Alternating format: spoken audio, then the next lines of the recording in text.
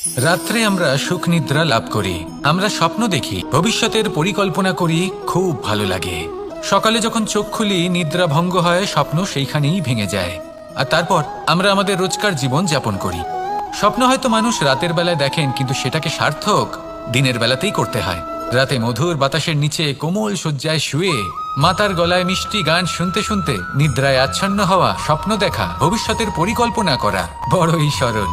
কিন্তু সকালবেলায় সময় মতো উঠে সূর্যের তাপ সহ্য করে, সেই উষ্ণতা সহ্য করে সর্বাঙ্গ ঘেমে গিয়ে নিজের পথ খুঁজে বের করা, সেই পথে অগ্রসর হওয়া, বাধা বিপত্তি এসবের সম্মুখীন হওয়া, আর তারপর লক্ষ্য লাভ করা, এগুলো কঠিন কাজ। এ হলো অত্যন্ত কঠিন কাজ। যদি আপনি চান যে স্বপ্ন আপনি দেখেছেন তা সত্যি হোক, তাহলে দিনের বেলায় আপনাকে বেরিয়ে কর্ম করতেই হবে, পরিশ্রম করতেই হবে। মনের এই চক্ষু দিয়ে স্বপ্ন দেখা সম্ভব, কিন্তু যদি আপনি বুঝতে পারেন যে এই স্বপ্নই হলো আপনার লক্ষ্য,